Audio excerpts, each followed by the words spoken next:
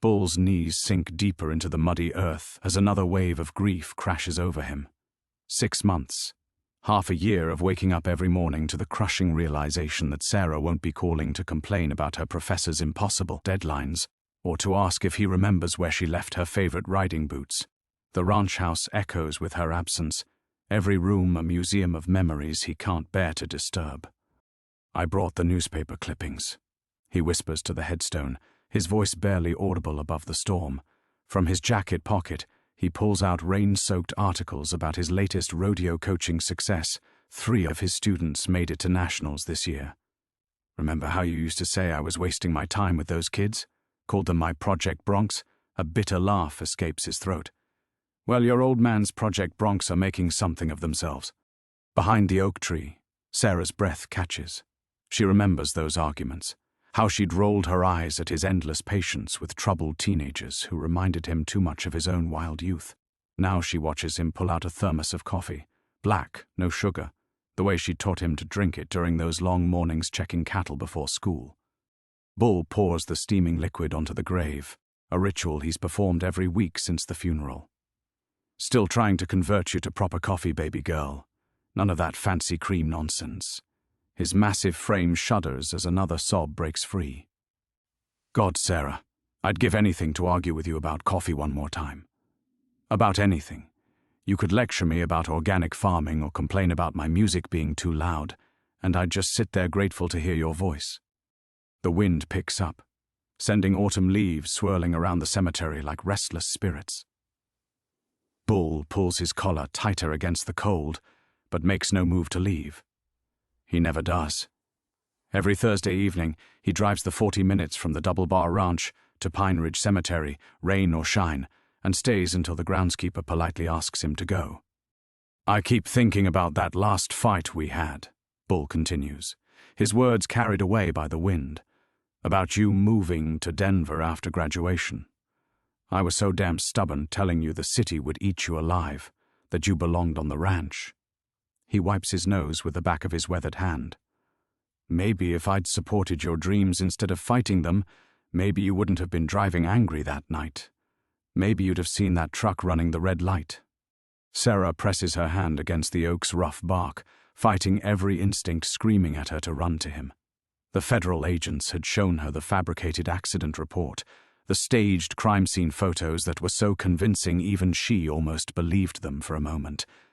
They'd explained how Judge Mitchell's murder was connected to a cartel operation that reached into the highest levels of government, how her witness testimony was the only thing standing between justice and a cover-up that would destroy dozens of lives.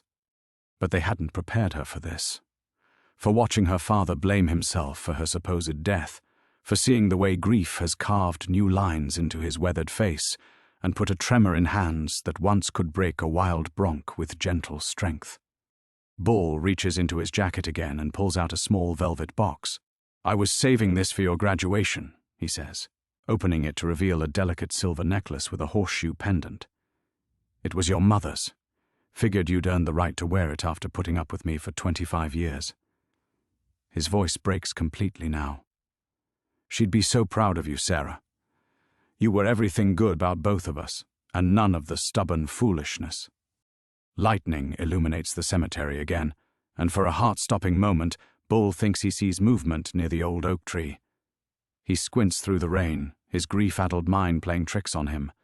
The shadows shift and dance, but there's nothing there except wind-blown branches and his desperate imagination. "I'm losing my mind without you," he admits to the headstone. "Started seeing things, hearing your laugh in the wind." Doc Martinez says it's normal, part of the process, but it doesn't feel normal. It feels like you're trying to tell me something. He stands slowly, his knees protesting after an hour on the cold ground.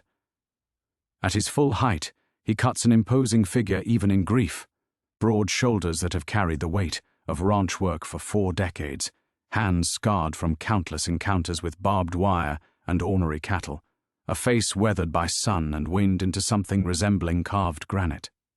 "I'll be back next week," he promises, placing the necklace gently beside the rose. "Maybe I'll bring that old photo album, show you the pictures from your barrel racing days."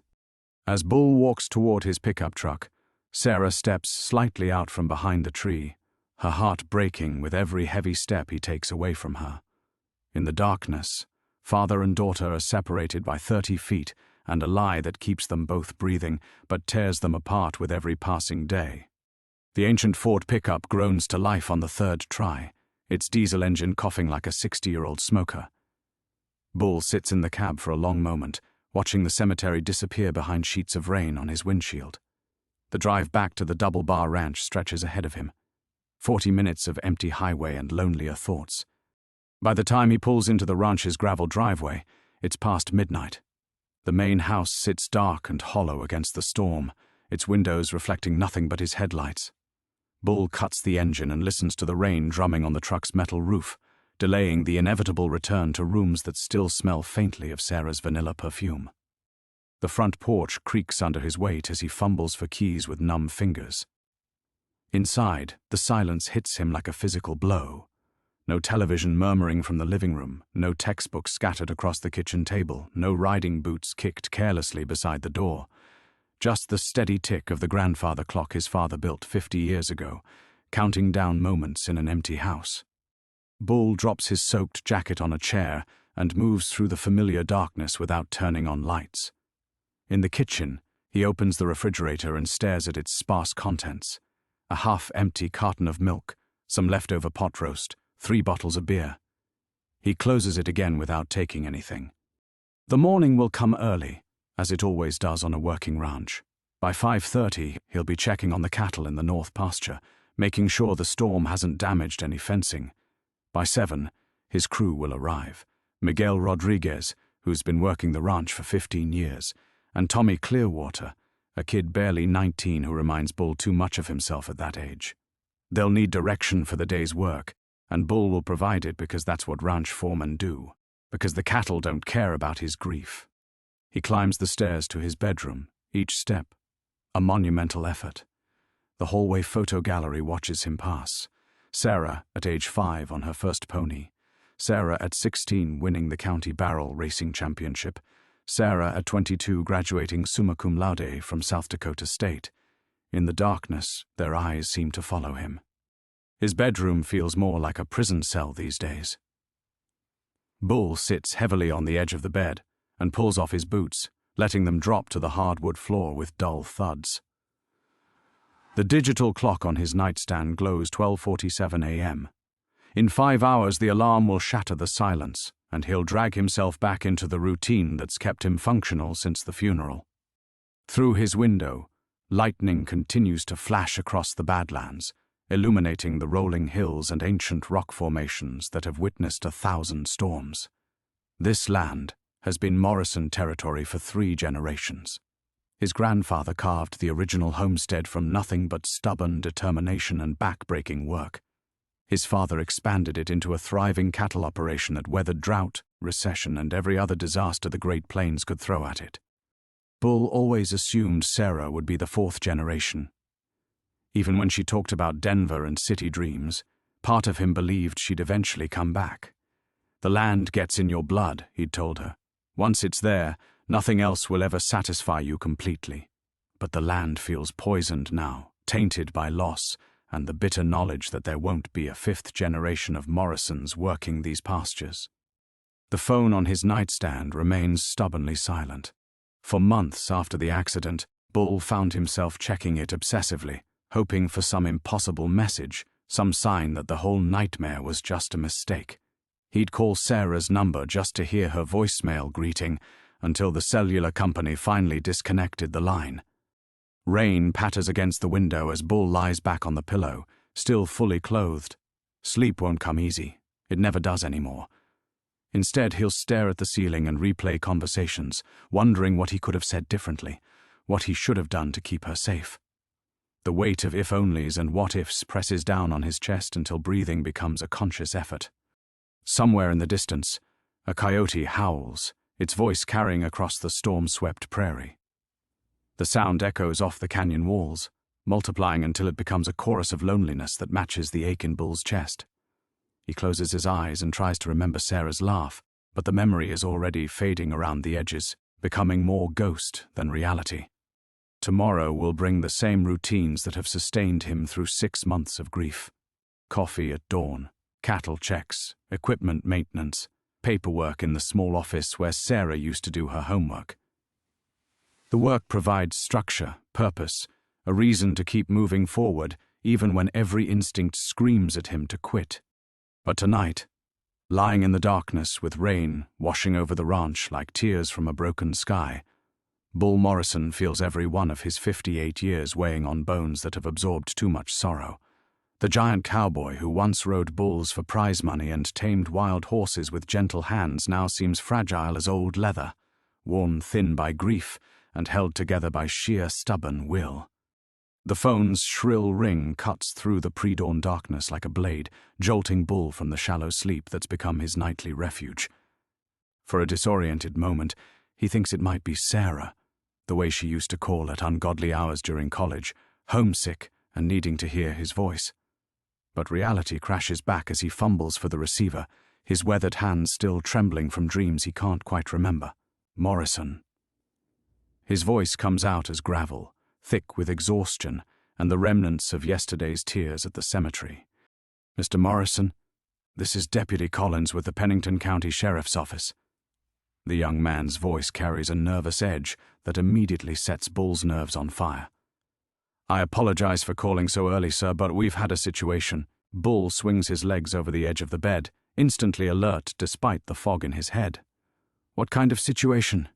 "There was a break-in at Pine Ridge Cemetery last night, sometime after midnight. The groundskeeper discovered it this morning when he came to check storm damage. Several graves were disturbed." The words hit Bull like a kick from an angry bull. "Which graves?" "Well, sir, that's why I'm calling. Your daughter's grave appears to have been specifically targeted. The headstone wasn't damaged, but someone dug around the burial site, left some kind of message." Bull's blood turns to ice water. "What kind of message?" "It's unusual, Mr. Morrison. Written in the dirt beside the headstone, just 4 words. She's not here, Bull." The phone slips from Bull's nerveless fingers, clattering to the floor. The room spins around him as Deputy Collins' voice becomes a distant buzzing. Someone knows. Someone was watching him grieve, watching him pour coffee on his daughter's grave like a broken fool. And they know something about Sarah that he doesn't. He retrieves the phone with shaking hands.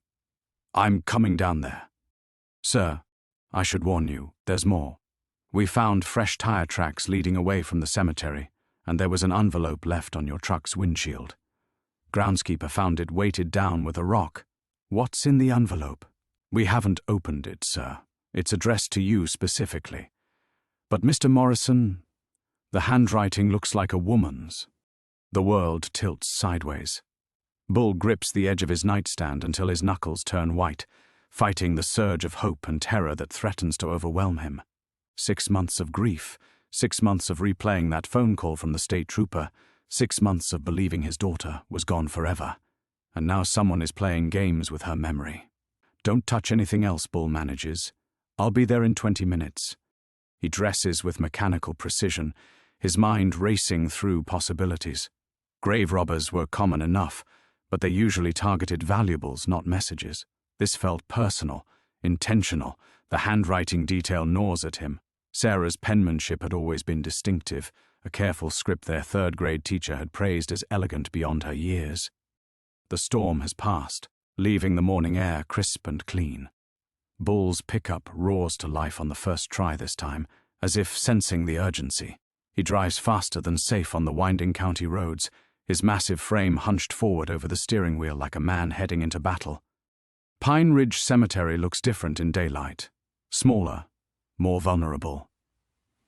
Yellow crime scene tape flutters around Sarah's gravesite like bright butterflies. Deputy Collins meets him at the entrance, a young man barely older than Sarah would have been. His uniform still creased with newness. "The envelope's in my patrol car," Collins says, leading Bull toward the grave. "But you should see this first." Bull's knees nearly buckle when he sees the disturbed earth around Sarah's headstone. Someone had been here, in this sacred place, digging with their bare hands by the look of it. But it's the message scratched into the dirt that stops his heart. "She's not here, Bull." The words seem to pulse with possibility and menace. Bull kneels beside the headstone, his calloused fingers tracing the letters. The handwriting is careful, deliberate, and achingly familiar. The envelope, Deputy. Collins hands him a plain white envelope, his name written across it in careful script that makes Bull's breath catch. He tears it open with trembling fingers, and a single photograph falls out along with a folded piece of paper. The photo shows Sarah, or someone who looks exactly like her, standing in what appears to be a coffee shop, her hair shorter than he remembers, wearing clothes he's never seen. She's looking directly at the camera, and there's something in her eyes that speaks to him across the impossible distance between life and death. The note contains only a phone number and 5 words that shatter everything Bull thought he knew about his daughter's fate. If you want the truth. Bull stares at the evidence in his hands, feeling the weight of an impossible choice settling on his shoulders. He can walk away, preserve the grief that's become his companion, accept the official story that's already destroyed him once. Or he can make that call and risk discovering that everything, the funeral, the tears, the 6 months of mourning, has been built on a lie, reluctance, and doubt. Bull sits in his pickup truck in the cemetery parking lot for 3 hours, staring at the photograph until the edges blur. The coffee shop image shows Sarah, unmistakably Sarah, but something indefinable has changed about her. Maybe it's the way she holds her shoulders, more guarded than he remembers, or the cautious awareness in her eyes that speaks of secrets and danger. This isn't the carefree daughter who used to steal his hat and wear it backwards while helping with the cattle. Deputy Collins has long since driven away, leaving Bull alone with evidence that defies everything rational. The phone number burns in his pocket like a live coal, but every time he reaches for his cell phone, his hand freezes. What if it's real? What if Sarah is alive somewhere, and he's been mourning a lie? The hope threatens to crack his chest open, but underneath it lurks something darker, the terrifying possibility that calling that number might destroy whatever fragile existence has kept her breathing. He thinks about the funeral, the closed casket, the FBI agents who'd appeared afterward, asking gentle but persistent questions about Sarah's activities before the accident. They'd seemed genuinely sympathetic, explaining that the truck driver who'd killed her was connected to an ongoing investigation, that there might be attempts to contact Bull with false information designed to interfere with their case. Had they been warning him, or preparing him for this moment? The cemetery groundskeeper waves at him through the window of the maintenance shed, probably wondering why the grieving father is just sitting there like a statue. Bull raises a hand in return but doesn't trust his voice enough to roll down the window. His throat feels raw from suppressed emotion, caught between rage and desperate hope. She's not here, Bull. The words scratch at his mind like claws. If Sarah is alive, why hasn't she contacted him directly? Why the cryptic games, the theatrical grave digging, the photograph taken by someone else? Unless she can't contact him, unless she's being watched, controlled, or threatened, the thought makes his massive hands clench into fists that could crush the steering wheel. He pulls out his phone and stares at the keypad. 10 digits between him and answers. But what if those answers come with a price he can't afford? What if learning the truth puts Sarah in more danger than staying ignorant?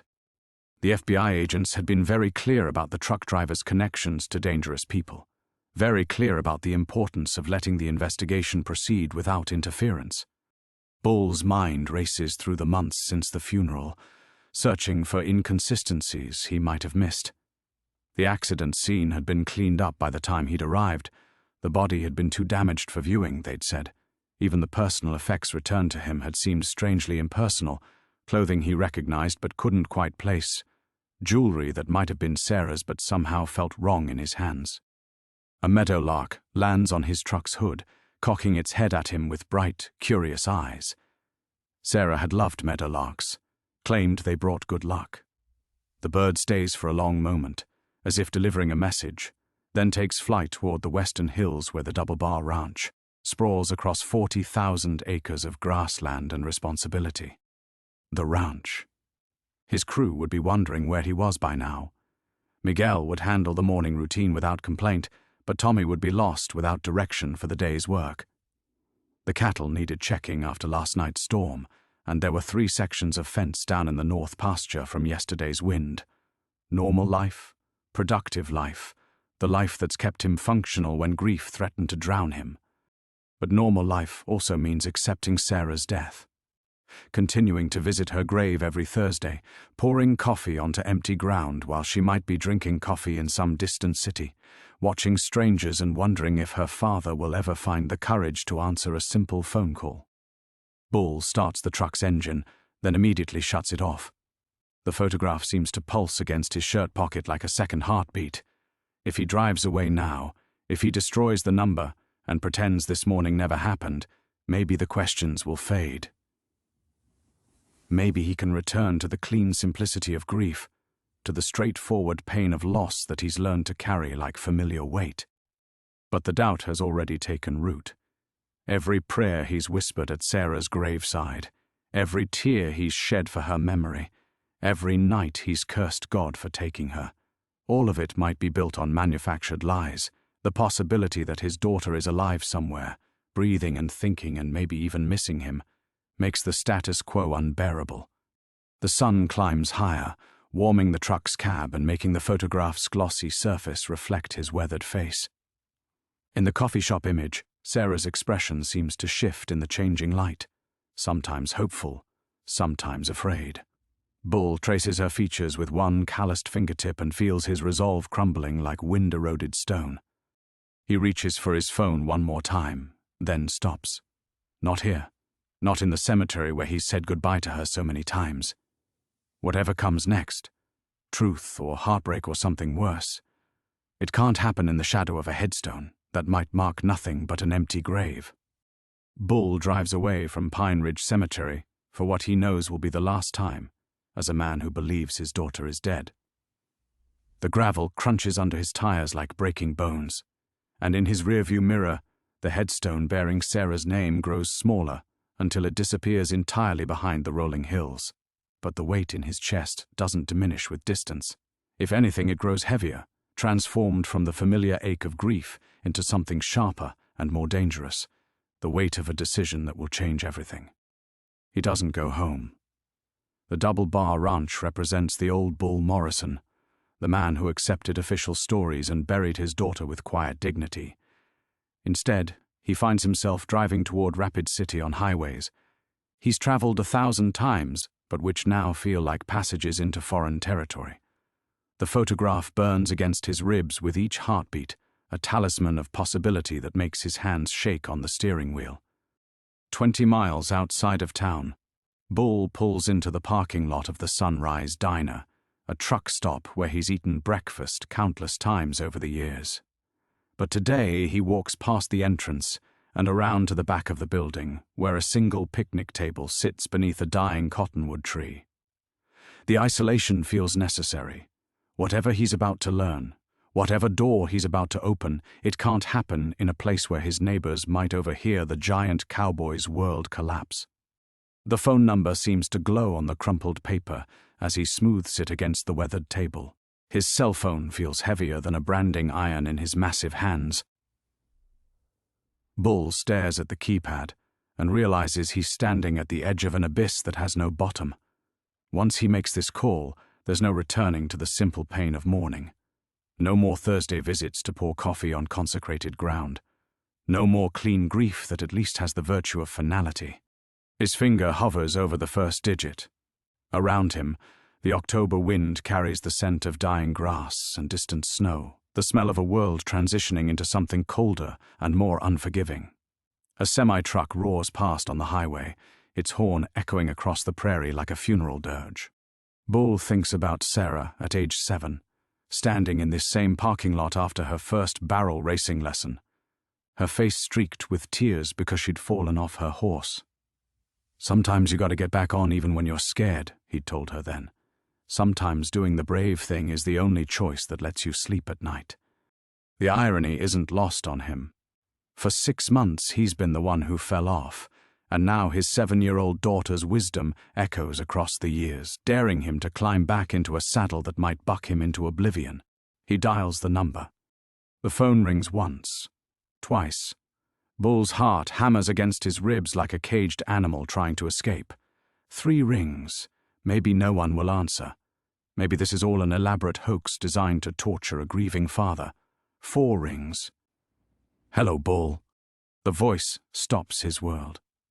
2 words spoken in a tone he'd know in a crowd of thousands across any distance despite months of believing he'd never hear it again. Sarah's voice, older somehow, careful in a way that speaks of hard-learned caution but unmistakably, impossibly real. Sarah? His own voice breaks like a teenager's, 6 decades of accumulated toughness crumbling in an instant. I can't talk long. They might be monitoring calls. But I needed you to know I'm alive. Bull's vision blurs. The photograph trembles in his free hand, as if Sarah's image is trying to climb out of the glossy surface and back into the world. Where are you? What happened? The funeral was necessary. Dad, listen to me carefully. I witnessed something I shouldn't have. Federal agents faked my death to keep me safe, but it's not working anymore. Someone's found me. Someone's tracking the people who were supposed to protect me. The words wash over him like ice water. I'll come get you. Tell me where you are. No. The word carries absolute finality. That's exactly what they're waiting for. If you try to find me, we'll both die. But Dad, I needed to hear your voice. I needed you to know that everything you taught me, everything good about who I am, it's still here. It's keeping me alive. A car door slams somewhere nearby, and Sarah's breathing quickens. I have to go. Don't trust anyone who says they're trying to help. Don't trust the agents who came to the funeral. And Dad, stop visiting the cemetery. They're watching it now. Sarah, wait. The line goes dead. Bull stares at the silent phone, feeling the weight of knowledge settle on his shoulders like lead blankets. His daughter is alive. She's in danger. And everything he's believed for 6 months has been an orchestrated lie designed to keep him passive while forces he can't comprehend play games with both their lives. The old Bull Morrison, the one who accepted official stories and trusted authority, died the moment he heard Sarah's voice. What rises from his ashes is something harder and more dangerous. A father with nothing left to lose, except a daughter he's already buried once. Tests and allies. Bull sits motionless at the picnic table for 10 minutes after the call ends, staring at his phone like it might ring again if he wills it hard enough. Sarah's voice echoes in his head, older, careful, afraid, but alive. The word alive carves itself into his consciousness with the force of a cattle brand, burning away 6 months of carefully constructed grief and leaving only rage in its wake. They're watching the cemetery now. The implications hit him like hammer blows. Every Thursday visit, every prayer whispered over empty ground, every tear he'd shed in what he thought was private mourning. All of it observed, catalogued, reported to people who'd orchestrated the cruelest lie a parent could be told. His massive hands clench until his knuckles crack like gunshots in the autumn air. The sound of gravel crunching makes him look up. A black sedan with government plates slides into the parking lot, moving too slowly, the driver's window tinted dark enough to hide whoever's watching him. Bull's blood turns to ice water. Sarah had warned him about this, about people claiming to help while playing games with their lives. The sedan parks 3 spaces away, engine still running, waiting. Bull forces himself to stand slowly, casually, like a man finishing his coffee break before heading back to ranch work. But his eyes never leave the car, and his right hand drifts toward the Colt. 45 he's carried since his rodeo days. He'd always been faster than his size suggested, fast enough to win 3 all-around championships and handle stallions that would kill smaller men. Now he wonders if he's fast enough to protect a daughter who's already been dead once. The sedan's passenger door opens, and Agent Martinez steps out. The same FBI agent who'd attended Sarah's funeral, who'd spoken so gently about ongoing investigations and the importance of letting justice take its course. She approaches with her hands visible, a gesture that might seem reassuring if Bull didn't know she was part of the machinery that had stolen his daughter's life and replaced it with a lie. "Mr. Morrison," she says, her voice carrying the same practiced sympathy he remembers from 6 months ago. "We need to talk." Seems to me we talked plenty at the funeral. Bull keeps his tone level, but his body shifts into the balanced stance he'd used facing 2,000-pound bulls that wanted to kill him. Unless you got something new to tell me about my daughter. Martinez glances toward the phone still clutched in his massive fist. You received a call just now. From someone claiming to be Sarah. The casual acknowledgement hits Bull like a physical blow. They've been monitoring him, listening to his private conversations, watching him grieve while knowing it was all theater performed for their benefit. The betrayal runs so deep he can taste copper in his mouth. Claiming. The word comes out like a growl. Mr. Morrison, there are people who take advantage of grieving families.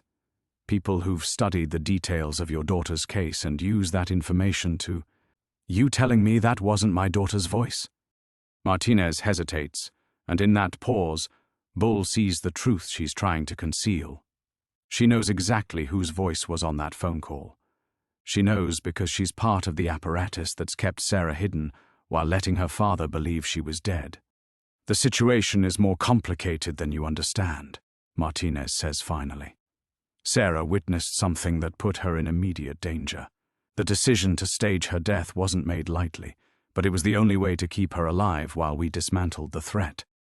6 months, Bull says, his voice barely controlled. 6 months I mourned her. 6 months I visited that grave thinking my daughter was under the ground. And that grief kept you safe too, Martinez replies. If you'd known the truth, your behavior would have changed. The people hunting Sarah would have noticed. They would have used you to find her. Bull takes a step forward, his shadow falling over the smaller agent like a thundercloud. You're telling me my daughter's alive and I can't see her. You're telling me I buried an empty coffin and that was for everyone's good. You're telling me you've been watching me grieve like some kind of sick experiment. I'm telling you that if you try to contact her again, you'll both die. The words hit the air with finality. The people who killed Federal Judge Harrison don't leave loose ends. Sarah saw them execute him in what she thought was an abandoned warehouse. They've spent 6 months hunting for a dead girl, but now they know she's alive. The name Harrison rings a bell. Bull remembers news reports about a federal judge found shot in his car, another victim of urban violence. But if Sarah witnessed the murder, if she saw who did it, who are they? He asks. Martinez glances back at the sedan, where Bull can now see a second figure waiting in the driver's seat. The Herrera cartel. They've killed 3 federal witnesses in the past 2 years, along with anyone who helped them. Sarah's protection detail was compromised yesterday. That's why she reached out. She's running out of options.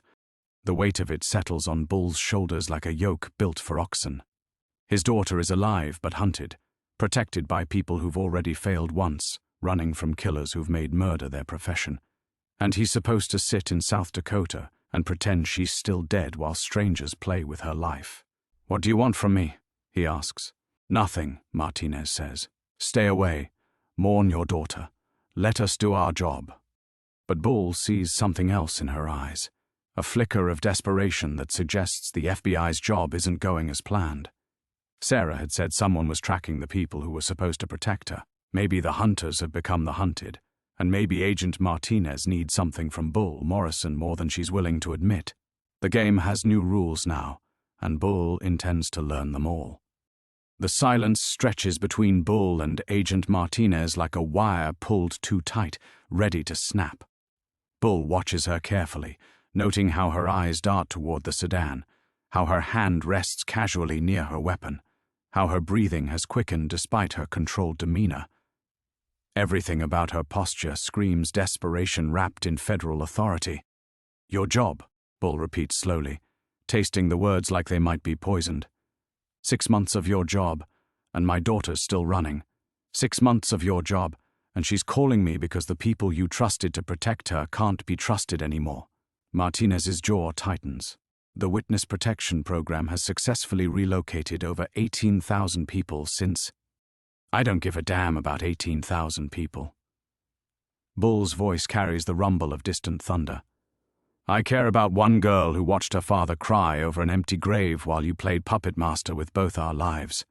The agent in the sedan gets out, a lean man with the pale complexion of someone who spends his life in windowless government buildings. He approaches with the measured stride of a predator trying to look casual, but Bull recognizes the walk. It's the same careful balance he'd seen in professional gunfighters during his rodeo days, men who made their living being faster than death. "Agent Chen," Martinez says without turning around. Mr. Morrison was just agreeing to maintain his current routine while we handle the security breach. Bull hadn't agreed to anything, and they all know it. But Chen nods as if the conversation is over, as if a man's daughter can be dangled in front of him like bait before being snatched away again. The casual arrogance of it ignites something primitive in Bull's chest, something that remembers when problems were settled with fists and honor instead of bureaucracy and lies. "Security breach," Bull says. "That what you call it when the cartel finds your safe houses?" Chen's pale eyes sharpen with interest. "What exactly did Sarah tell you during your conversation, Mr. Morrison?" The question confirms what Bull already suspected. They've been listening to everything, probably recording it, analyzing his daughter's words for intelligence value while treating her like an asset instead of a human being. The knowledge that they've violated even this moment of connection between father and daughter makes his vision blur with rage. "She told me not to trust agents who came to her funeral," Bull says carefully. "Funny thing is, I remember you both being there." Martinez exchanges a glance with Chen that speaks volumes. There are factions within the investigation, competing agendas, people working at cross purposes while Sarah runs from killers who've turned hunting her into a profession. Bull realizes he's looking at two agents who might not be entirely on the same side, even if they're wearing the same badges. "Mr. Morrison," Chen says, his voice carrying the cold precision of a man accustomed to being obeyed. "Your daughter's survival depends on you doing nothing. The Herrera cartel has resources that extend beyond what you can imagine. They've infiltrated police departments, federal agencies, witness protection networks. The only reason Sarah is still breathing is because they believed she was dead. And now they don't."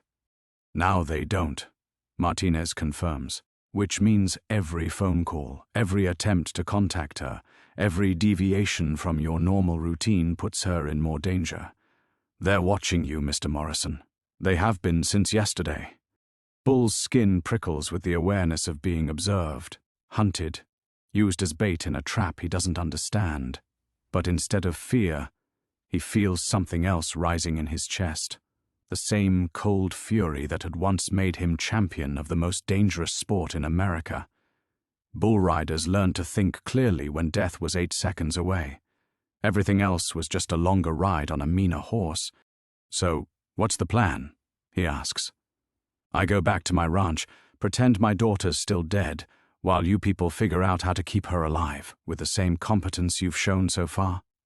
Chen's hand drifts toward his weapon, an unconscious movement that doesn't escape Bull's notice. The agent is nervous, operating under pressure that's making him sloppy. "That's useful information. The plan," Martinez says, stepping slightly between the two men, "is to relocate Sarah to a more secure location while we eliminate the threat against her. But that process takes time, and it requires her father to remain predictable." Predictable. Bull turns the word over in his mouth like a foreign language. "You want me to be predictable while my daughter runs from professional killers because your people couldn't do the one job they promised to do." The October wind picks up, scattering dead leaves around the parking lot and carrying the scent of approaching snow. Winter comes early to the Badlands, and Bull suddenly understands that this conversation isn't really about Sarah's safety. It's about damage control. The FBI has lost control of their operation, and they need him to stay passive while they figure out how to clean up their mistakes. But Bull Morrison has spent his whole life climbing onto things that wanted to kill him. He's done being predictable. Bull takes a step back from both agents, his boots crunching on gravel that sounds like breaking bones in the sudden silence. The movement is subtle but deliberate, creating space, positioning himself where he can see both their hands and the sedan's dark windows. 3 decades of reading dangerous animals has taught him to recognize the moment when talking stops and action begins. "I appreciate the briefing," he says, his voice carrying the deceptive calm of deep water. "But I think I'm done taking orders from people who let my daughter bury herself." Chen's hand stops its drift toward his weapon, freezing in place like a man who's realized he's made a tactical error. Martinez's eyes widen slightly, recognizing something in Bull's posture that speaks to professional experience she hadn't expected from a grieving ranch foreman. "Mr. Morrison," she says carefully, "you need to understand what you're dealing with. The Herrera cartel has killed federal judges, DEA agents, entire families. They have resources, connections, patience. This isn't something you can handle with ranch justice and good intentions." Bull's laugh carries no humor, just the bitter recognition of irony. "Ma'am, I've spent my whole life getting on things that outweighed me by 1,800 pounds and wanted to stomp me into paste. The difference between your cartel and a Brahma bull is that the bull's honest about wanting to kill you." He pulls out his phone, holding it up so both agents can see the screen. "My daughter called this number 20 minutes ago. You people were listening, recording, probably tracing the call while she risked her life to tell me she's alive. That tells me two things. You know exactly where she is, and you can't protect her there." Martinez opens her mouth to protest, but Bull continues, his voice gaining momentum like a freight train picking up speed. "It also tells me that everything you've said about keeping me predictable, about maintaining routines, about staying away for her safety, all of it is about your investigation, not her protection." Chen steps forward, abandoning any pretense of casual conversation. "You're making a mistake that could cost both your lives. We have protocols, procedures that work. Your procedures got 3 federal witnesses killed." Bull's words hit the air like hammer blows. "Your protocols put my daughter in a safe house that wasn't safe. Your system is what she's running from right now. The truth hangs between them like smoke from a gunshot, impossible to ignore or take back." Bull watches both agents process the implications of what he's said, sees them realize that their authority means nothing to a man who's already lost everything that mattered and found it again in the space of a phone call. "So here's what's going to happen," Bull continues, his voice dropping to the register he'd used with spooked horses and dangerous men. "You're going to get back in that government car and drive away. You're going to stop watching my ranch, stop monitoring my calls, stop treating me like a pawn in whatever game you're playing, and you're going to find my daughter before the people hunting her do." Martinez shakes her head. "That's not how this works. We can't just—" "Agent Martinez," Bull interrupts, his massive frame seeming to expand in the gathering dusk. "Do you have children?" The question catches her off guard. She hesitates, glances at Chen, then nods reluctantly. "A son. He's 12. Then imagine spending 6 months visiting his grave, talking to empty ground, crying over nothing while he was alive and scared, and running from killers who wanted to finish what they started. Imagine finding out that every tear you shed was part of someone else's plan to keep you quiet and cooperative." Bull's words strip away the professional distance Martinez has maintained, leaving her face pale and stricken. She's imagining it, he can see, and the horror of that imagination is rewriting her understanding of everything that's happened. "Now imagine," Bull continues relentlessly, "that after putting you through that hell, the same people who orchestrated it want you to trust them with your child's life a second time. How much faith would you have in their competence?" Chen steps between them, his hand now openly resting on his weapon. "Enough. Mr. Morrison, you're interfering with a federal investigation. That's a crime we can charge you with right now." Bull looks down at the smaller man with something approaching pity. "Agent Chen, I buried my daughter once already. You think threatening me with prison is going to make me abandon her again?" The question hangs in the air like a challenge, and Bull sees the exact moment when Chen realizes he's brought a badge to a fight with a man who has nothing left to lose. The agent's confidence cracks, revealing the desperation underneath, the knowledge that their operation is failing and they need Bull Morrison's cooperation more than he needs theirs. But Bull is done cooperating with people who trade in lies and call it protection. His daughter is alive, in danger, and surrounded by people who've already failed her once. Time to try a different approach entirely. Bull turns his back on both agents and walks toward his truck, each step deliberate as a man approaching the chute, before an 8-second ride that could end in glory or death. Behind him, he hears Chen's sharp intake of breath, the scrape of shoe leather on gravel as the agent shifts position, the whispered urgency of Martinez trying to defuse a situation that's already gone nuclear. "Mr. Morrison, stop right there." Chen's voice carries the authority of federal law enforcement, but Bull has heard tougher men issue emptier threats. He keeps walking. The truck door opens with a familiar groan of hinges that need oil, and Bull slides behind the wheel with the practiced ease of a man who's driven these roads for 30 years. The engine turns over with a rumble that drowns out whatever Chen is shouting behind him, and Bull puts the truck in reverse without looking back at the agents scrambling toward their sedan. His phone buzzes against his chest. Sarah's number, the impossible number that shouldn't exist but does, carrying hope and terror in equal measure. Bull answers it while backing out of the parking space, ignoring Chen's frantic hand signals in his mirrors. "Dad, don't trust them." Sarah's voice is breathless, urgent, crackling with the static of a bad connection or fear. "They're not who they say they are." "What do you mean?" Bull shifts into drive and accelerates toward the cemetery exit, watching the government sedan struggle to follow his sudden departure. Martinez is on her phone, probably calling for backup, probably reporting that their cooperative grieving father has become a problem requiring federal solutions.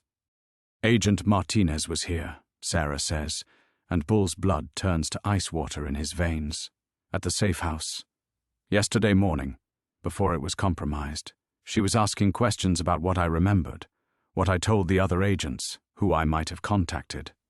The words hit Bull like a physical blow, rewriting everything he thought he understood about the conversation in the parking lot. Martinez hadn't just attended Sarah's fake funeral. She'd been interrogating his daughter about her own protection detail, fishing for information that could only serve one purpose. "Sarah, where are you now?" "Moving. Always moving." Her voice fractures with exhaustion and fear. "Dad, I think they're using me as bait. I think they want the cartel to find me." Bull's massive hands tighten on the steering wheel until the plastic creaks. In his mirrors, the sedan falls back, no longer trying to follow but maintaining visual contact from a distance that suggests they're tracking him by other means. GPS on his truck, probably.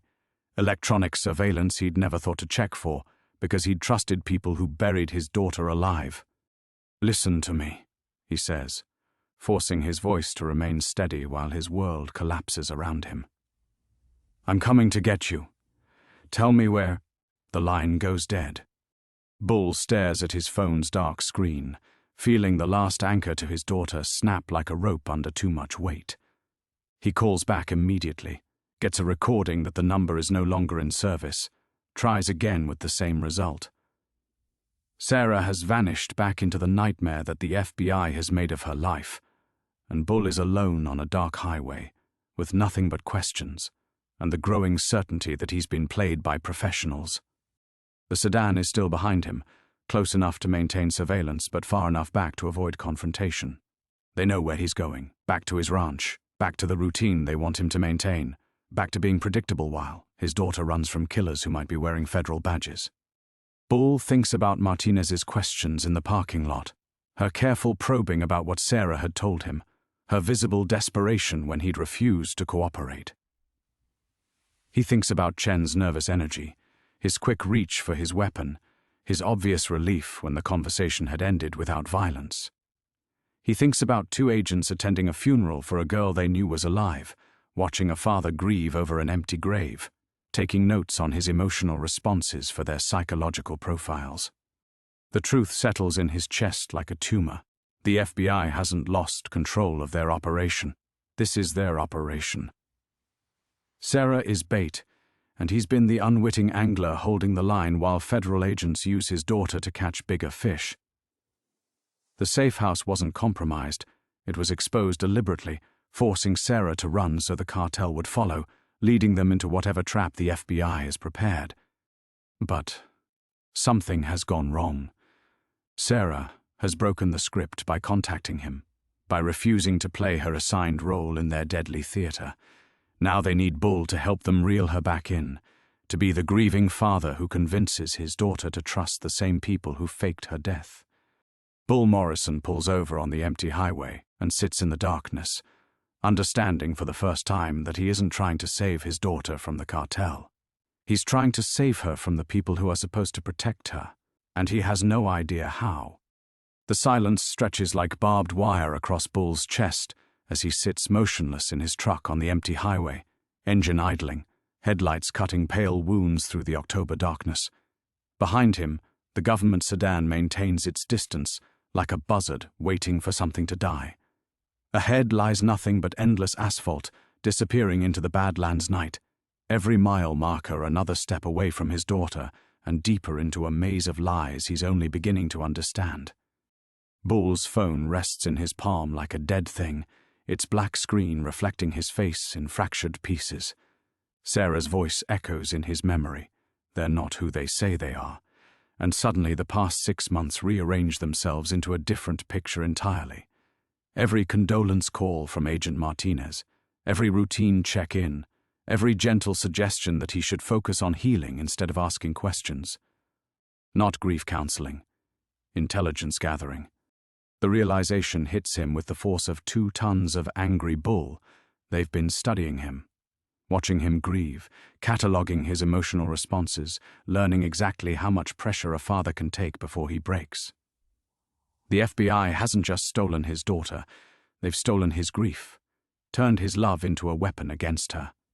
Bull thinks about the cemetery visits, how he'd felt watched even in his most private moments of sorrow. Because he had been watched. Every tear, every prayer, every conversation with empty ground had been recorded, analyzed, filed away in some federal database as evidence of his psychological profile. They'd let him suffer because his suffering served their purpose. His massive hands shake as he sets the phone on the dashboard and stares out at the darkness. Somewhere out there, Sarah is running through the night with killers on her trail, unable to trust the people sworn to protect her, unable to contact the father who would die before letting harm come to her. She's alone in a way that goes beyond physical isolation, trapped between the cartel that wants her dead and the FBI that wants her desperate enough to lead them where they need to go. Bull has spent his life understanding predators. Bulls, broncs, men with violence in their eyes, they all operate on the same principle.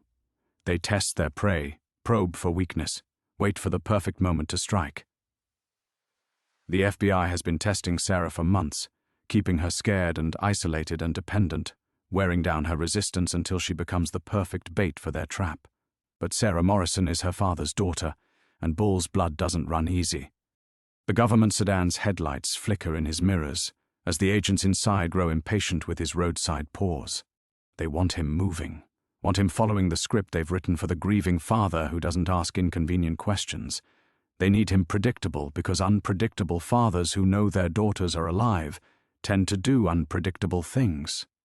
Bull reaches for his phone again, but instead of calling Sarah's dead number, he opens the voice recorder app. His thumb hovers over the red button as he considers what he's about to do. Once he starts talking, there's no taking back what comes next. No returning to the comfortable lie of accepting Sarah's death. No more being the cooperative victim in someone else's investigation. He presses record. My name is Jeremiah Morrison, and 6 months ago the FBI told me my daughter was killed in a car accident. They let me bury an empty casket while she was alive and terrified in witness protection. They've been using her as bait to catch the cartel that wants her dead, and they've been using my grief to keep me quiet while they put her in more danger. The words feel like barbed wire leaving his throat, but Bull continues, his voice gaining strength as he speaks truth into the darkness. If something happens to me, if I disappear or have an accident or decide to commit suicide, it's because I got too close to finding my daughter before they were ready to let me. Agent Martinez and Agent Chen of the FBI know where Sarah is, and they're willing to let her die to catch bigger fish. Bull stops recording and attaches the file to a text message addressed to his lawyer, his foreman, the editor of the Rapid City Journal, and every other contact in his phone who might ask questions if Jeremiah Morrison suddenly stops being a problem for federal law enforcement. His finger hovers over the send button as he watches the sedan creep closer in his mirrors.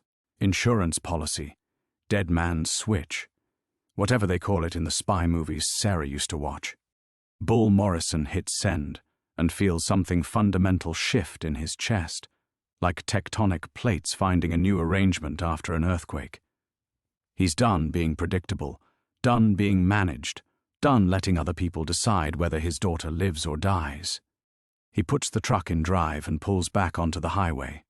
But instead of heading home toward his ranch and the comfortable routine the FBI expects, Bull turns toward the interstate and the wider darkness beyond. Time to become the kind of father the federal government should have been afraid of from the beginning. The interstate stretches ahead like a river of possibility.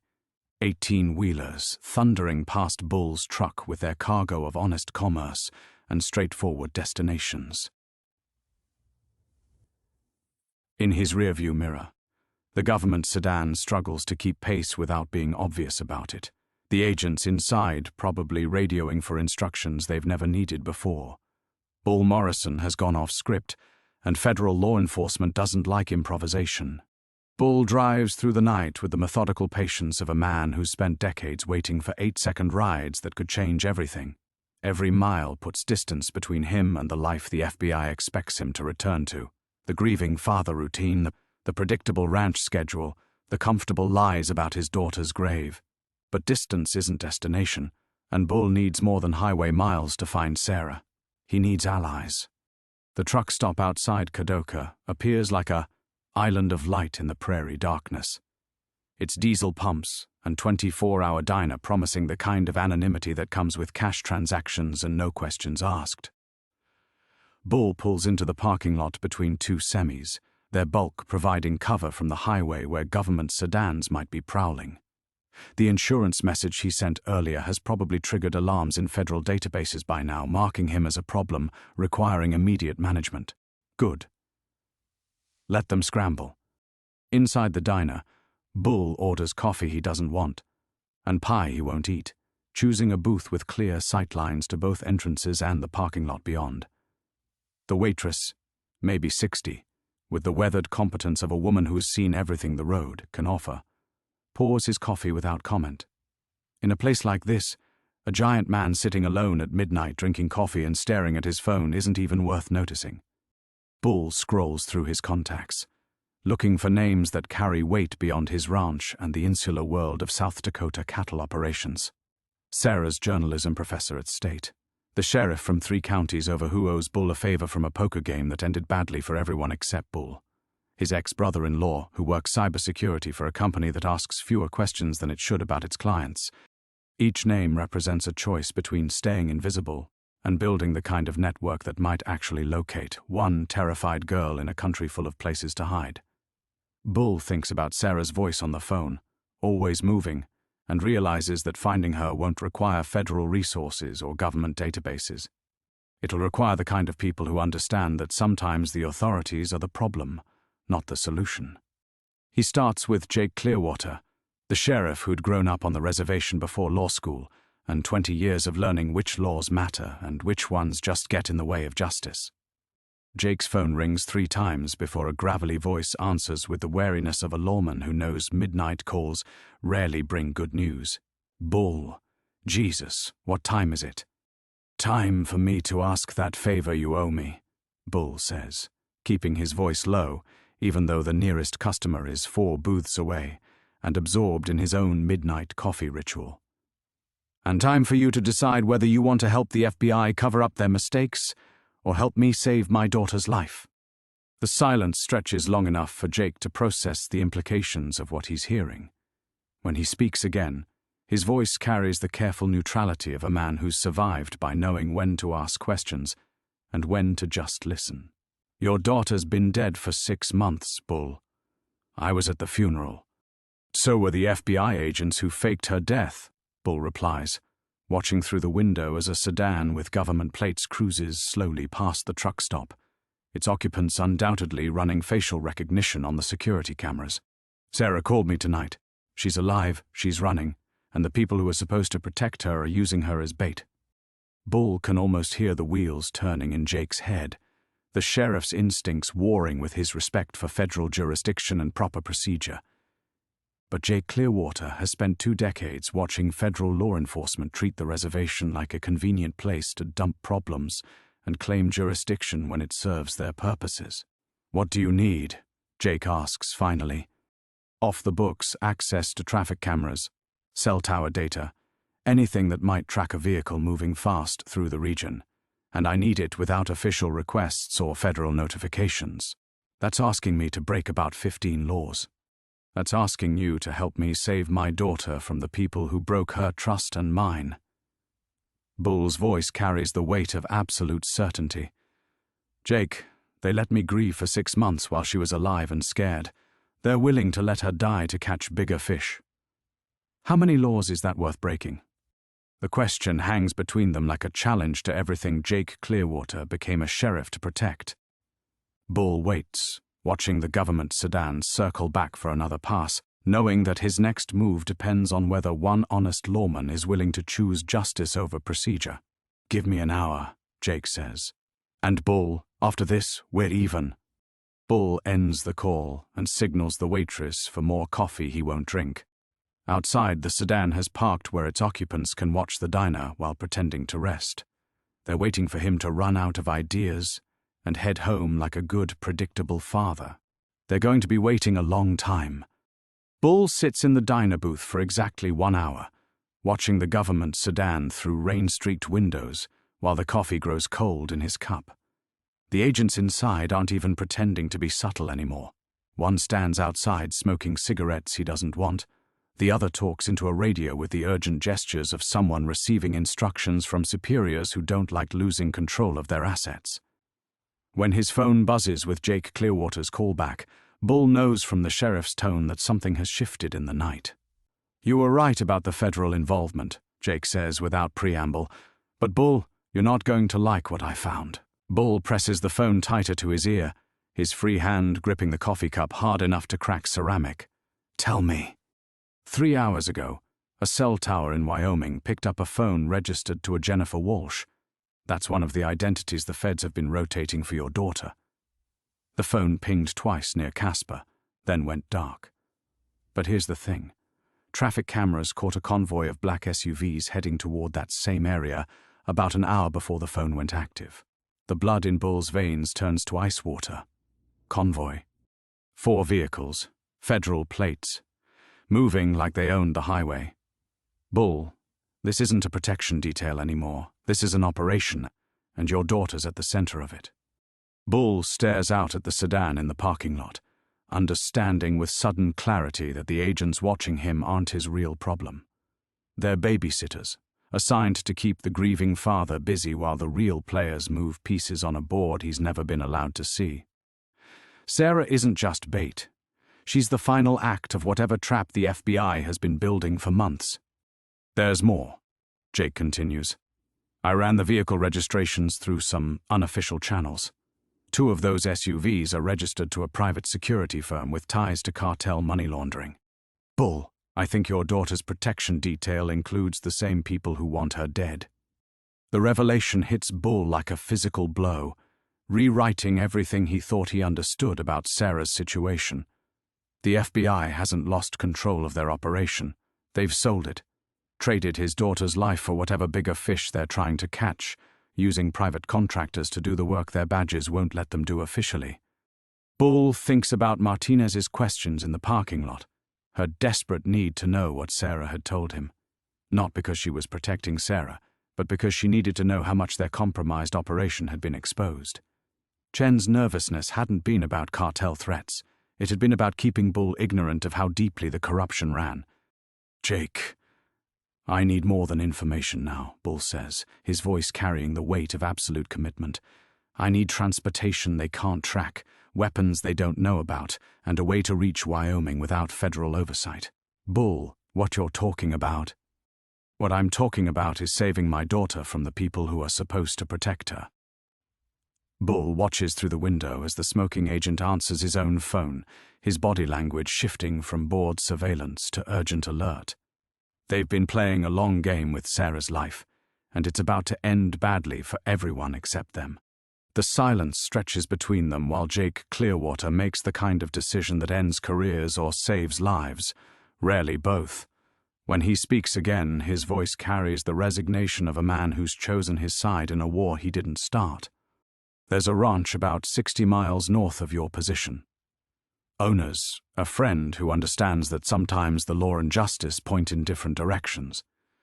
He's got vehicles that don't appear on any federal databases and a gun safe that would make the National Guard jealous. But Bull, once you walk onto that property, there's no walking back to your old life. My old life ended the moment they let me bury an empty casket, Bull replies, standing from the booth as the agent outside the diner ends his phone call and starts walking toward the entrance with purpose. My daughter's been dead to me for 6 months, but she's been alive and scared the whole time. I've got 6 months of grief to balance, and it's all going toward the people who stole her from me. Bull drops money on the table and heads toward the diner's rear exit, moving with the deceptive speed of a man whose size makes people underestimate his agility. Behind him, he hears the front door chime as federal agents enter the building looking for a father who's finished being predictable. In the parking lot, Bull climbs into his truck and starts the engine, pulling out onto the highway as Jake Clearwater texts him coordinates that lead north into darkness. The government sedan scrambles to follow, but Bull Morrison isn't the same man who sat grieving in a cemetery 6 months ago.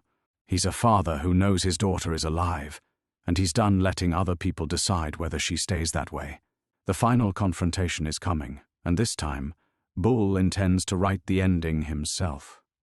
The ranch materializes from the Wyoming darkness, like something from another century. No electric lights marking its boundaries, no modern security systems announcing visitors, just weathered buildings arranged around a central compound that speaks to the kind of self-reliance the federal government prefers not to acknowledge exists. Bull Morrison kills his headlights a mile out and navigates by starlight, his truck's engine the only sound in a landscape that swallows noise like a living thing. Behind him, the government sedan has vanished into the maze of gravel roads Jake Clearwater's directions led them through, the agents inside probably radioing for backup, while their GPS systems display nothing but empty prairie. The ranch house squats low against the horizon, its windows dark except for a single porch light that clicks on as Bull approaches. A figure emerges from the shadows, tall, lean, carrying himself with the easy confidence of a man who's never needed to advertise his capabilities. This would be Marcus Webb, the friend Jake mentioned who understands the difference between law and justice. Bull climbs from his truck, his massive frame unfolding in the darkness as Webb approaches with the measured gait of someone assessing threat levels out of habit rather than fear. "You're bigger than Jake said," Webb observes, extending a hand that, scarred from work, Bull can only guess at.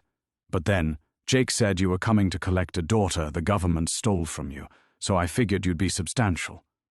"I don't have time for pleasantries," Bull replies, though he shakes the offered hand and finds Webb's grip suggests a kind of strength that doesn't need to prove itself. "My daughter's in Wyoming with federal agents who've sold her out to private contractors. I need to reach her before they finish whatever game they've been playing." Webb nods, as if fathers declaring war on federal law enforcement agencies appear on his doorstep regularly.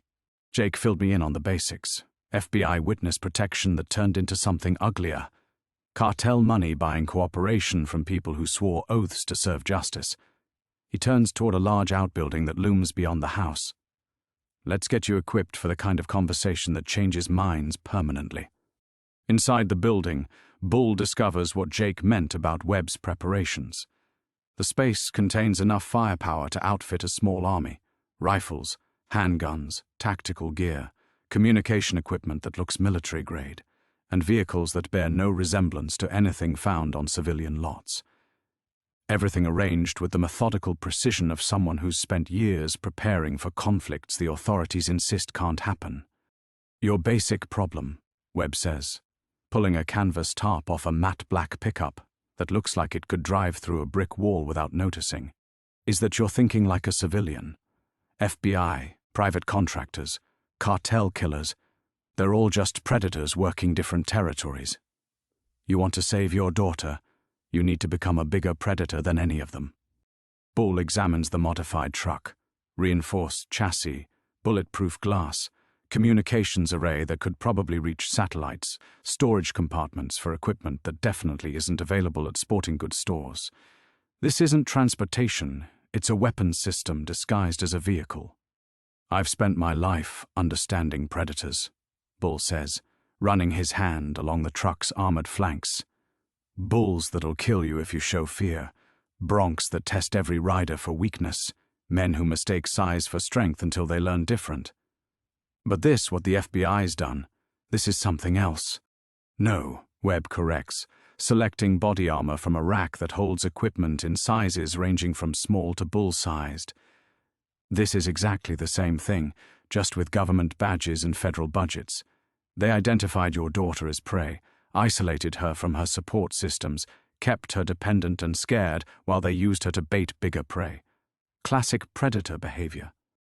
Webb hands Bull a tactical vest that actually fits, along with communication gear and weapons that feel purpose-built rather than mass-produced.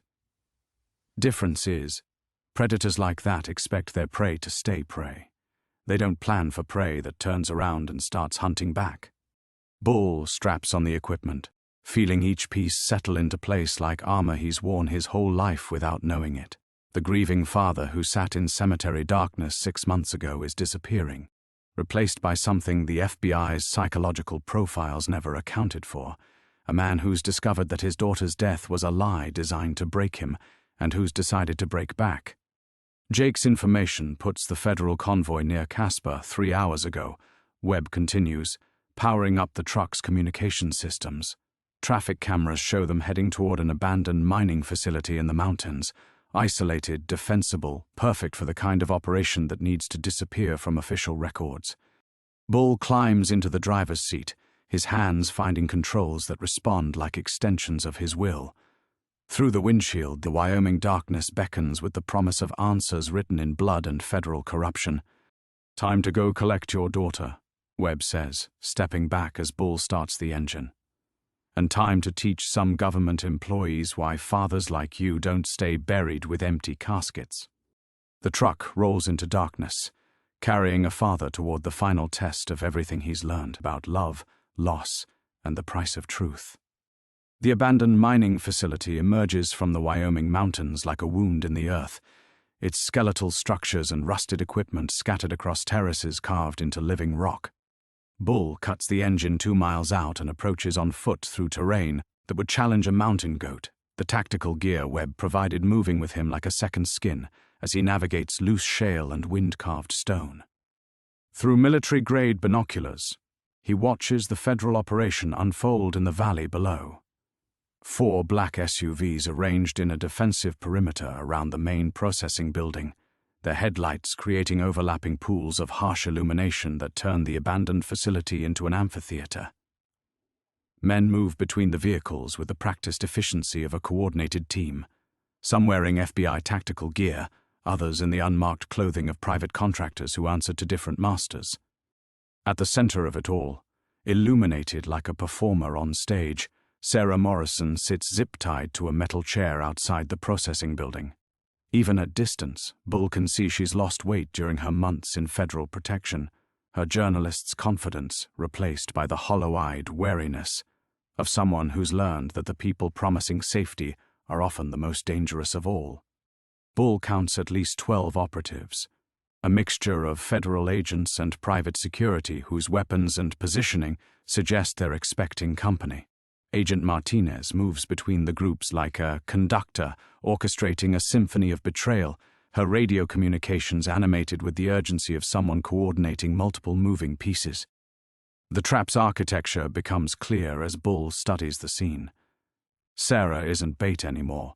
She's a loose end being tied off in a location chosen specifically for its isolation and its history of making inconvenient problems disappear forever.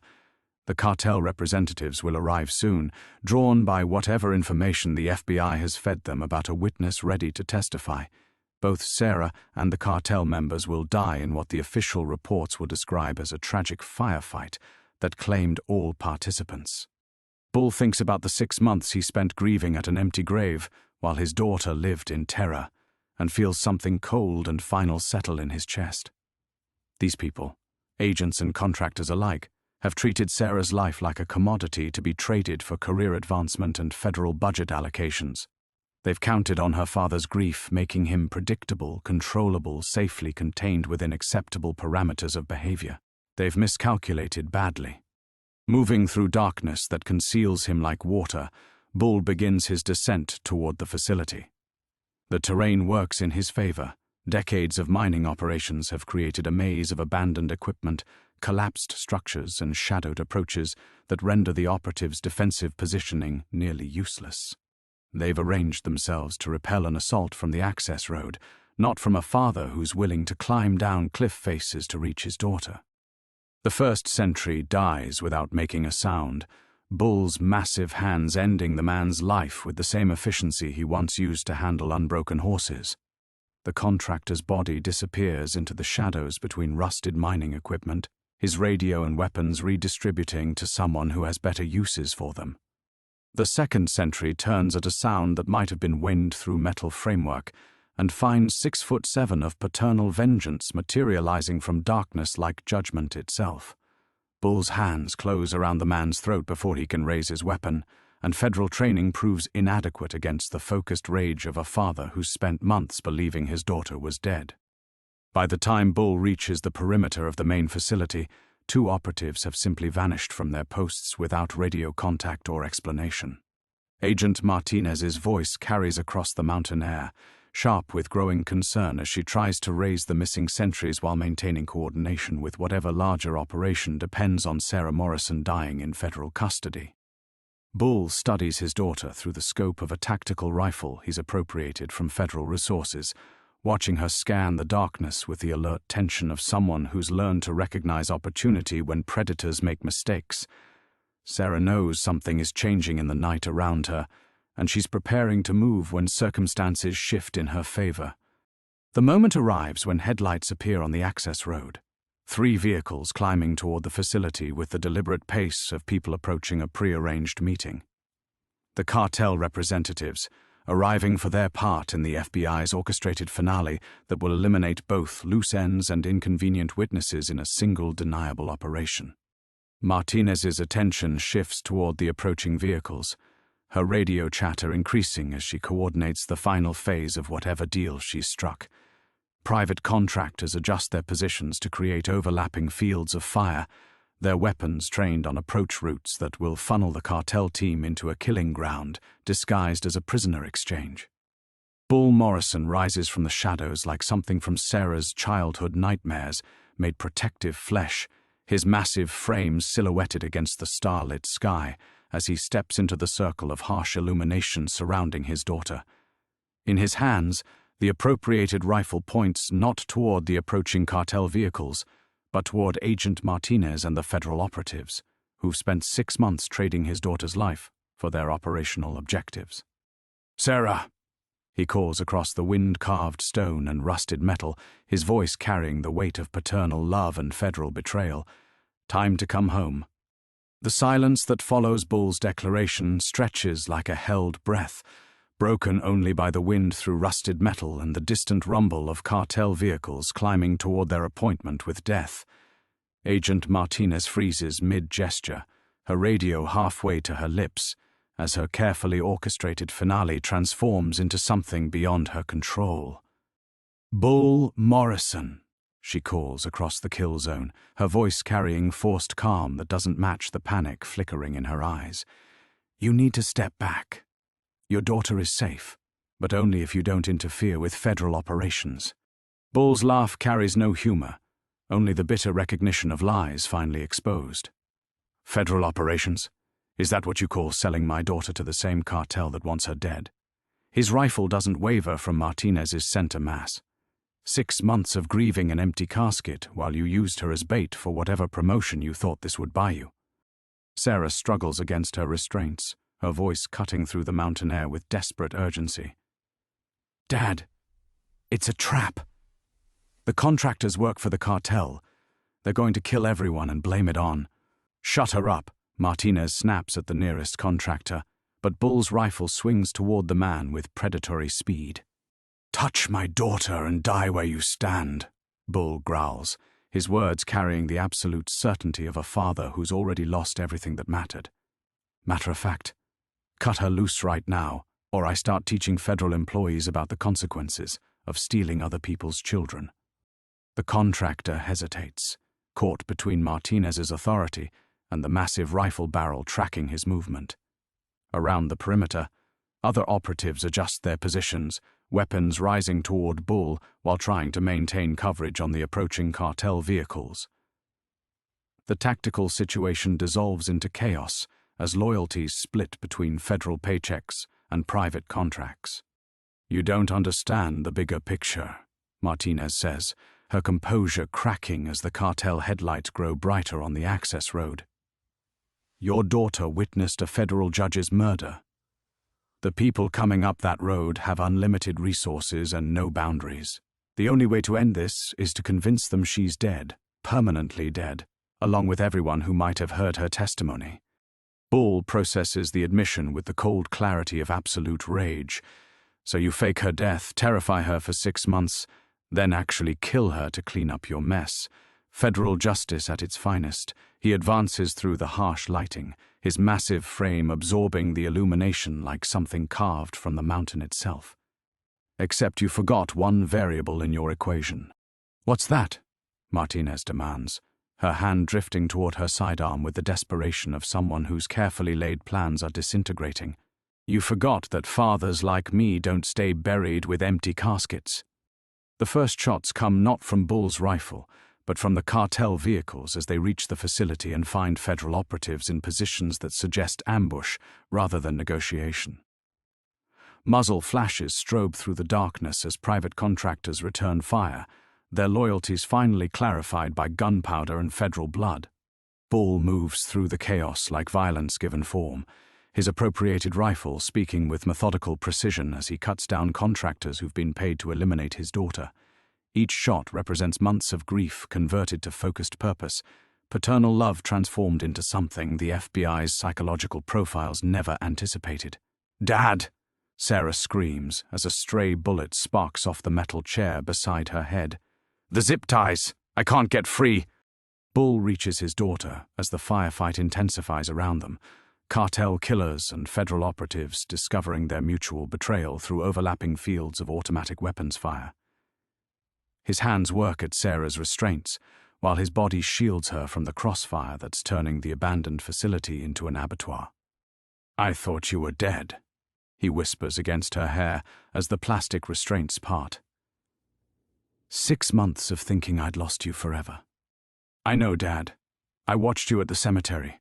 I wanted to—" Sarah's words cut off as Bull's face changes, the warmth of reunion replaced by something colder and infinitely more dangerous. "You were there, in the cemetery." His voice carries the weight of revelation and choice. "You let me grieve while you watched. They said you'd die if I contacted you, that the cartel would kill you to hurt me." Sarah grabs his arm as understanding dawns in her eyes. "Dad, whatever you're thinking, I'm thinking that keeping you safe means making sure these people never threaten my family again," Bull replies, checking the tactical rifle's ammunition as the gunfire around them intensifies. "But that choice isn't mine to make anymore. It's yours." He hands Sarah a pistol taken from one of the dead contractors. "We can run together and spend the rest of our lives looking over our shoulders, or we can end this here. But if we stay and fight, some of us might not make it home." Sarah weighs the weapon in her hands, her journalist's instincts warring with her father's protection and her own desire for freedom. Around them, federal corruption and cartel violence consume each other in flames that will burn away the lies that separated them. The choice between safety and justice, between survival and truth, rests in her hands like the cold weight of necessary steel. The resolution. Sarah Morrison looks down at the pistol in her hands, its weight somehow both foreign and familiar, then raises her eyes to meet her father's gaze through the chaos of gunfire and ricocheting bullets. Around them, the abandoned mining facility has become a war zone where federal agents and cartel killers discover their mutual betrayal in overlapping fields of automatic weapons fire. "I spent 6 months writing stories I couldn't publish, Dad," she says, her voice steady despite the violence erupting around them. Stories about federal judges murdered for refusing cartel bribes, about FBI agents selling witness locations, about contractors who work for whoever pays best. She checks the pistol's safety with movements that surprise them both with their competence. I'm tired of running from the truth. Bull nods, understanding passing between father and daughter like a current completing its circuit. They move together through the firefight with the synchronized precision of people who've found their purpose in the crucible of betrayal and reunion. Sarah takes cover behind rusted mining equipment, while Bull advances on Agent Martinez's position, his rifle speaking with methodical accuracy.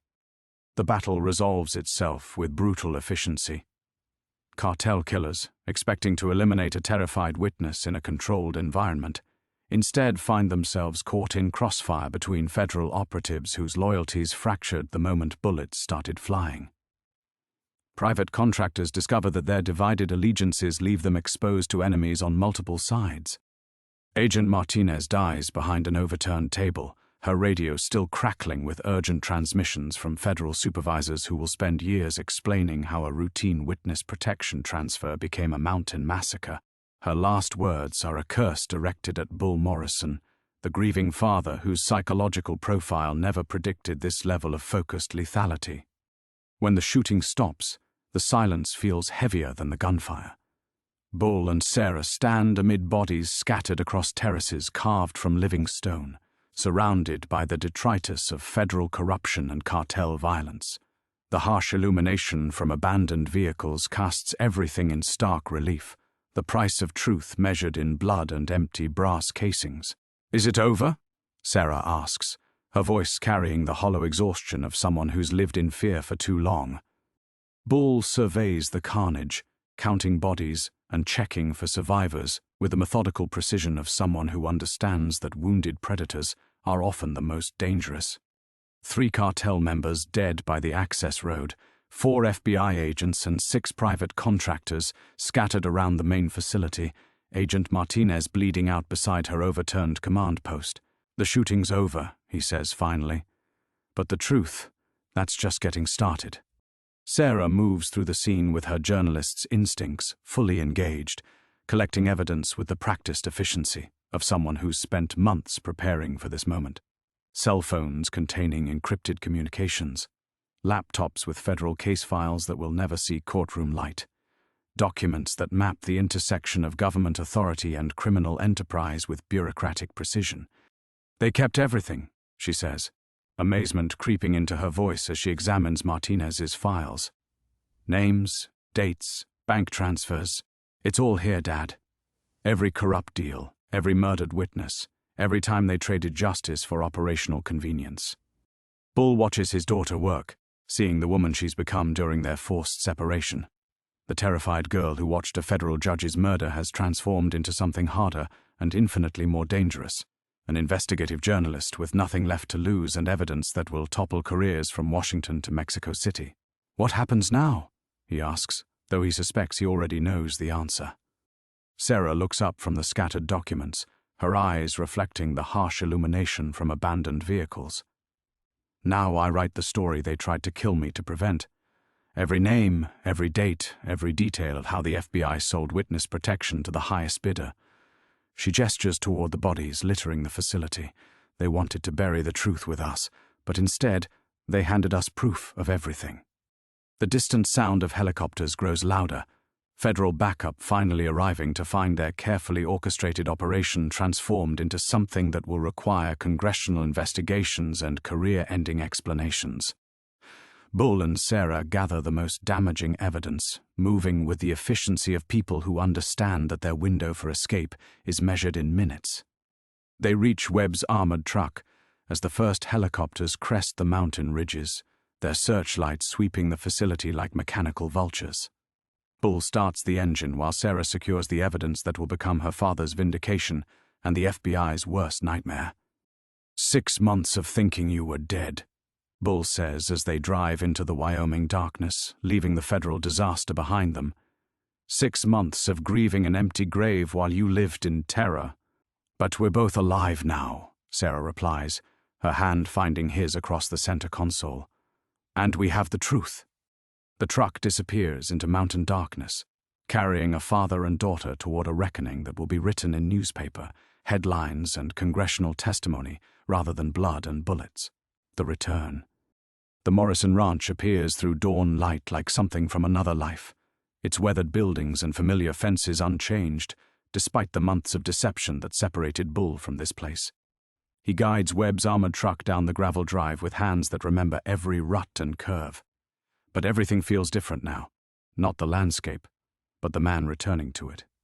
Sarah sits beside him in silence, watching her childhood home emerge from memory into reality. The tire swing still hangs from the old cottonwood. Her mother's flower garden, tended by Bull through seasons of grief, shows the careful attention of a man who needed something beautiful to survive. But the cemetery beyond the pasture draws her gaze like a magnet, the headstone bearing her name a monument to the lies that nearly destroyed them both. "We should bury this truck where nobody will find it," Bull says, practical concerns masking deeper currents, along with anything that connects us to what happened in Wyoming. "After I make copies of everything," Sarah replies, her hands protective over the evidence bags containing their hard-won truth. The story breaks in 3 days, simultaneously across 12 major newspapers. By then, we need to be people who never left this ranch. They park behind the main barn, where shadows and familiar angles will hide federal destruction until they can dispose of it properly. Bull kills the engine and sits for a moment, listening to the silence that follows violence like an echo of peace. No helicopters, no radio chatter, no federal agents coordinating their deaths from sterile command posts, just wind through grass and the distant lowing of cattle who've missed their routine. "I dreamed about this place every night," Sarah says, her voice carrying wonder at the simple reality of being home. "In the safe houses, in the federal facilities, I'd close my eyes and remember summer mornings when you'd wake me before dawn to help with the carving." Bull's throat tightens with recognition and loss. "I stopped going to the cemetery after that night in the storm. Couldn't stand talking to empty ground when I knew, somehow knew, you were listening from somewhere else." They walk toward the house together, father and daughter reunited but changed by their separation. Sarah moves with the alert awareness of someone who's learned to catalog exits and assess threats, while Bull carries himself with the settled weight of a man who's discovered exactly what he's capable of protecting. The federal operation in Wyoming wasn't the end of their story. It was the violent birth of whatever comes next. Inside, dust motes dance through familiar light, streaming across furniture that's waited months for Sarah's return. Her coffee mug still sits beside the kitchen sink, unwashed since the morning she left for what should have been a routine interview with a federal judge. Bull's grief preserved everything exactly as she left it, creating a shrine to interrupted life. "You kept my room the same," Sarah observes, standing in her doorway like someone visiting a museum of her former self. "Couldn't change anything," Bull admits. "Felt like admitting you were really gone." She moves through the space, touching belongings that belong to a different version of herself, the investigative journalist who believed in federal justice and proper channels. The woman who returns has been tempered by months of betrayal and the knowledge that truth sometimes requires violence to survive. "I need to make calls," she says, pulling encrypted phones from the evidence bags. Editors, sources, people who've been waiting for this story without knowing they were waiting for it. She pauses, studying her father's face. "You understand what happens when I publish this? Congressional investigations, media attention, people wanting to interview the grieving father who brought down a federal conspiracy." Bull considers this, weighing privacy against justice with the careful attention of someone who's learned that choices have consequences measured in blood. Will it keep other families safe? Other daughters from disappearing into federal lies? "It'll end careers, Dad. Maybe save lives." Sarah activates one of the phones, its screen illuminating her face with cold light. "But it means we can never go back to being the quiet ranch family that minded our own business." "Good," Bull says, surprising them both with the steel in his voice. "Quiet families make easy targets for people who trade other people's children like livestock." He moves toward the window, scanning the horizon with eyes that now automatically assess approach routes and defensive positions. "I spent 58 years believing that keeping your head down and following rules would protect the people you love. Learned different. Outside, the cemetery headstone bearing Sarah's name stands like a monument to federal deception, waiting to be corrected by truth that will reshape everything around it.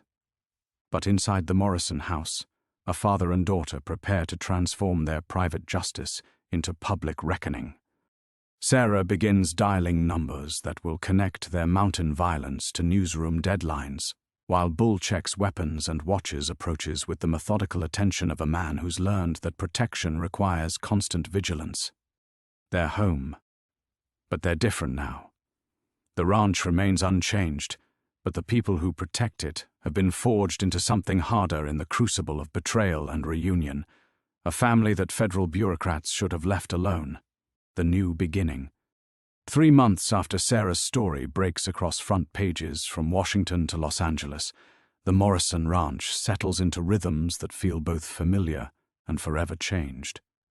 Bull stands at his kitchen window with morning coffee, watching his daughter interview a congressional aide via video call from the dining room table that's become her makeshift bureau.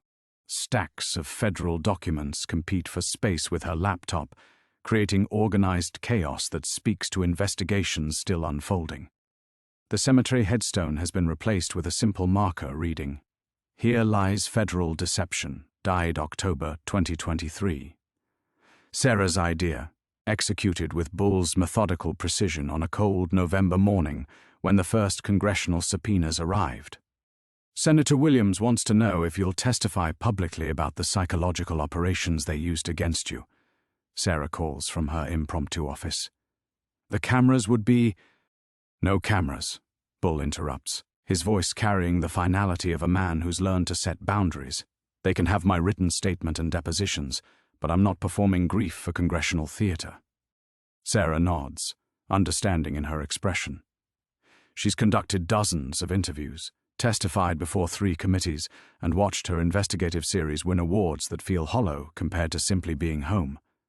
But she's learned to protect the private spaces where healing happens away from public validation. The ranch operates differently now. Security cameras disguised as weather monitoring equipment watch approach roads with digital vigilance.